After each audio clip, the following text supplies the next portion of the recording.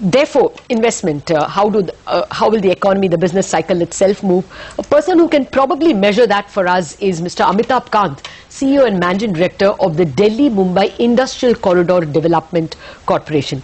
Mr. Kant, thank you very much for joining us in this conversation. As you're probably aware, we also have with us our guest editor, Manish Chokani, the Director of Enam Holdings, to quiz you and to get some details on how investment is picking up. First, that's how much of the industrial corridor investments have been tendered at all? See, Delhi-Mumbai Industrial Corridor, one of the key lessons is that projects must be well structured. There is a need when we put out the projects into bidding, and this is one of the key lessons to my mind, is that all approvals must be in place before any bidding is done. I think we must clearly understand that DMIC is about making completely new greenfield cities in India, and greenfield cities require proper very detailed planning.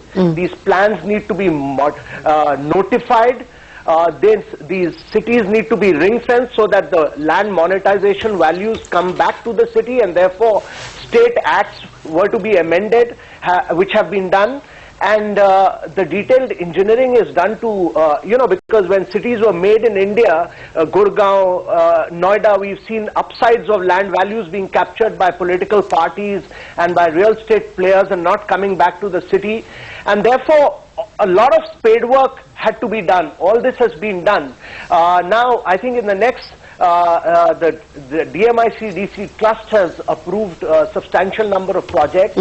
We are going to break ground with Dholera in Gujarat for the first 24 square kilometer, going to break ground with Chendra in Maharashtra, and with two new cities in Uttar Pradesh, the Greenfield Township in Uttar Pradesh, and one in Madhya Pradesh between Ujjain and Indore.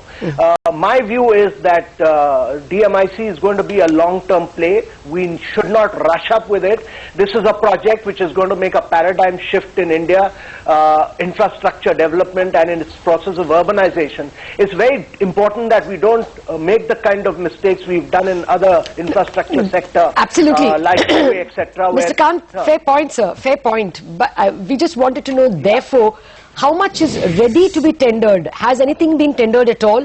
Or how much will be tendered, say, in 2014, first half or second half? I think in 2014, you will have close to about almost 4 new cities taking off in India. We finalized the development plan and with all approvals in Maharashtra, in Gujarat, and in Uttar Pradesh, and in one city in Madhya Pradesh, and I think 2 large multimodal logistic hubs. This will be nothing less than very, very substantial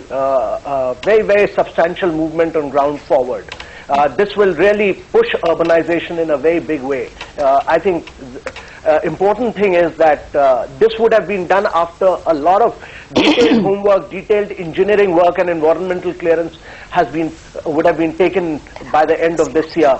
So you will see by about May of next year, in 2014, actually 2 large cities and 2 large townships and 2 large multimodal logistic hubs taking off in 2014 with implementation on ground. Right. Amitabh, stay on. We just have our guest editor here, Manish Chokani. So let me introduce him. Manish, go ahead.